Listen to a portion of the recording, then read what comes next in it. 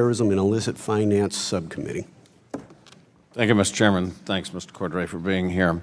I appreciate your strong interest in consumer complaint filings. You draw out that you've had more than 1 million filed. Have you got any rough breakdown on how many of those complaints have been against community banks? We don't actually take or put in our database any complaints against community banks. How about from rural counties? Do you break it down by rural counties? We can break down complaints certainly by state.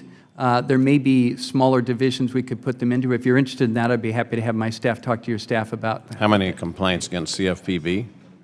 Beg your pardon? How many complaints against CFPB? In other words, I hear quite frequently when I go to the district that CFPB is intrusive, they do this, they're limiting in our access. So how many complaints against CFPB? I see. So our database is about consumer complaints about the financial institutions with whom they have a relationship. You don't track when people, you don't have any kind of 1-star, 2-star, 3-star rating for yourself. No, although we do hear. No, I mean, I appreciate that you don't track those. And so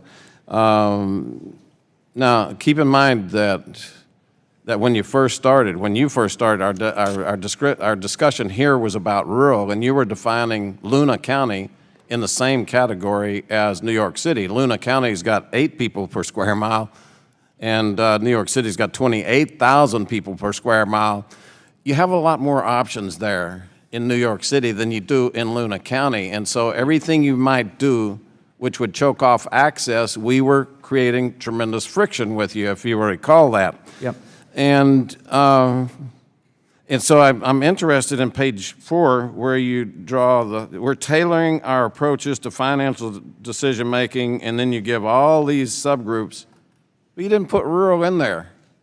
I mean, rural is a big part of America. How come you didn't include that in your list? You tell everything else that you're doing. So I should have included that on the list because we've actually made good progress there. Fine, you should have put it there. No, but we've also changed our definition of rural twice in response to kind of comments that you have made to me and others have made. Yes, and so I guess my point is that it took about 3 to 4, maybe 5 years to get that change from a member of Congress. And so when I see that you've done 1 million complaints, I kind of wonder about those people who are not congressmen, the ones from rural areas saying, you're making life very difficult for us. So one of the things that you and I discussed, and you sent to the lady up to my office for an hour, hour and a half, was the idea of seller finance. You get people in New Mexico, and they're making $25,000, $30,000 a year is kind of the average. Over the lifetime, they end up owning 5 trailer houses, and then that's their retirement. They sell a trailer, and they'll take the payments, and it helps Social Security. We have worked with our office for over 2 to 3 years on one sentence. Just go back to what it was before. You can sell 5 of those, and then you need to be a mortgage loan originator. No, you have changed it to where you sell 1, you got to be a mortgage loan originator, and you've taken away the possibility of people having. I mean, just comparing it to the transportation system. In the city, your car breaks down. You go out and you get on the subway, you get to Uber, you get anything, you rent a bicycle. The person that we're interviewing for my office in Las Cruces right now lives 65 miles away. There ain't no rent-a-bikes out there. There's no Uber out there. There's no cabs.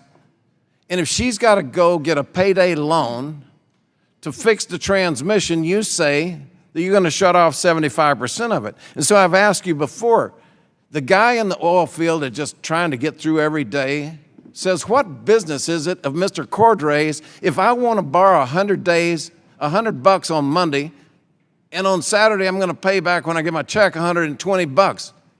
I will guarantee you there's no one in New York City that is going to come out and lend that $100, and yet you're going to say that you can't have seller financing of trailer houses, you can't have any access to payday loans, you can't have this.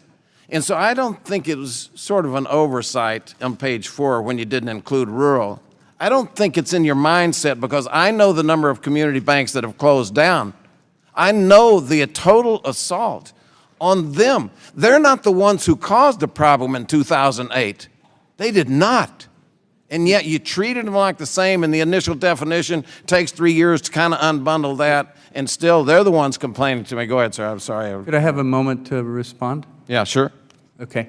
On the rural, what you're pointing to is a success story. It took longer than it might have, and we worked with Congress ultimately, and the rural definition has been fixed. So it's an example, maybe not perfect, but of us listening and responding and not just digging our heels in.